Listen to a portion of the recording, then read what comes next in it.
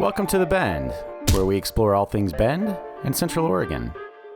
Last time on The Bend, Bark and I flew to the Midwest to pick up a van and drive 2,500 miles back west during the pandemic. We saw the largest truck stop in the world and the only corn palace in existence. Along the way, we drove through 9 states and talked with people from Ohio to South Dakota. It's gonna... Wait, Are we going viral? We're gonna go viral. Might go viral. Mitchell smells great. That's all you need. This week, we continue our journey from the middle of South Dakota all the way back to Bend, Oregon. We'll see the famous wall drug, explore the infamous Sturgis, South Dakota, and chase the Wild West through Montana, Idaho, and Oregon. Day 4 started as we left Dude Ranch near Chamberlain, South Dakota on the banks of the Missouri River. We didn't realize the beauty of this area until the sun came up. Dude Ranch is a great off-the-grid camping spot if you need one, and we found this one with the app called Dirt, which we'll link in the description. Our goal was to reach the headwaters of the Missouri near Bozeman, Montana by nightfall. While we were traveling in near straight line west, the Missouri loops north and covers almost twice that distance, dammed along the way to make Fort Peck Lake and then joining with the Yellowstone River near Beaufort, North Dakota. All right, what's our stats? All right, so 1,138 miles. Been on the road for like 19 hours and 12 minutes. Windshield wipers work. What day is it? Today is Saturday Saturday the 5th? 4th? No, doesn't matter, James. Doesn't matter. All that matters is we're on the road. We're heading to Bend, Oregon, via Sturgis, Butte, Montana, and Wall Drug. Next stop, Wall Drugs. It's hard to explain Wall Drug. On one hand, it's a roadside tourist attraction located in Wall, South Dakota, next to the Badlands National Park. On the other hand, it's a global marketing machine. It starts with hand-painted billboards found along 650 miles of Interstate 90, from Minnesota to Billings, Montana. Most people don't know what to make of these mysterious billboards at first, but after 300 miles of advertisement, you are ready to get your free ice water, 5-cent coffee, cowboy gear, giant dinosaur, and heck, you only live once. The marketing campaign has been so popular, people have taken it in their own hands to advertise Wall Drug in Afghanistan, somewhere in the Arctic, and 400 feet underwater. And what is the experience after all that hype? So for the last 300 miles, we've been seeing signs about Wall Drug. And you know what? I thought it'd be really pretty special, but you know what? It's basically like coming to Sisters. Yeah, a little disappointed in Wall Drug. It's looks like sort of a cheesy tourist trap.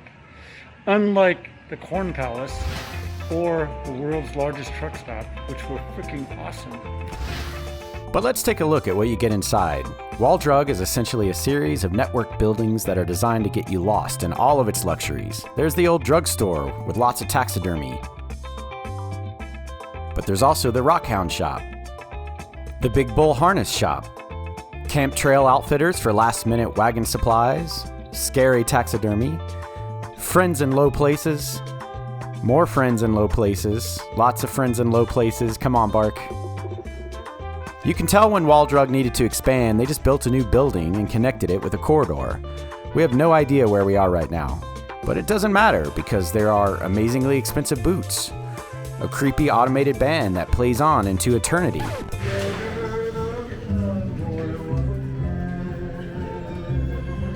a game called Big Buck that will help you practice for the upcoming trail ride.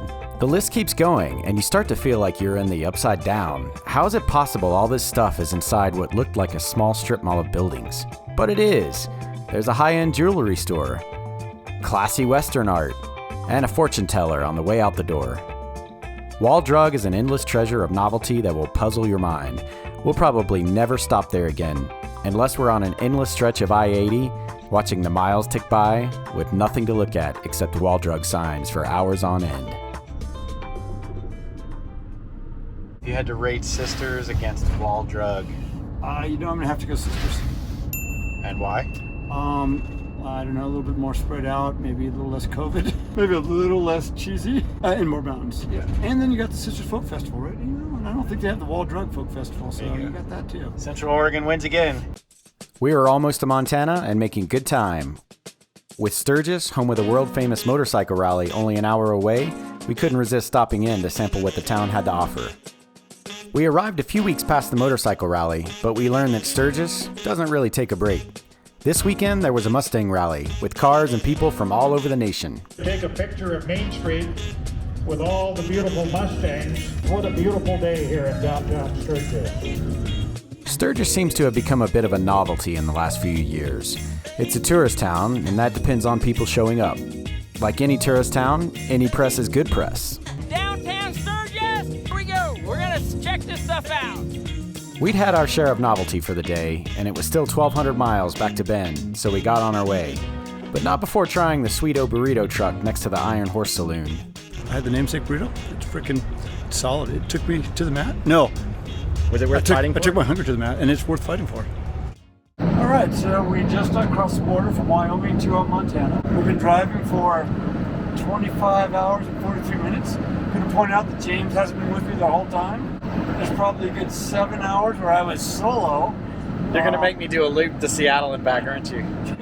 From Sturgis, we passed by the Black Hills of South Dakota, drove through the Powder Basin of northeastern Wyoming, and along the Bighorn Mountains into Montana.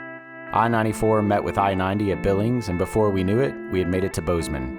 The El Rodeo food truck in Bozeman is a great stop, but the real goal for the evening was the Missouri Headwaters State Park near Three Forks, Montana. Lewis and Clark camped here in 1805, and the legendary Sacagawea was captured here as a child by an unfriendly neighboring tribe before being sold into marriage. It was at this spot that Sacagawea and her trapper husband were hired to guide the expedition while it studied the recent Louisiana Purchase.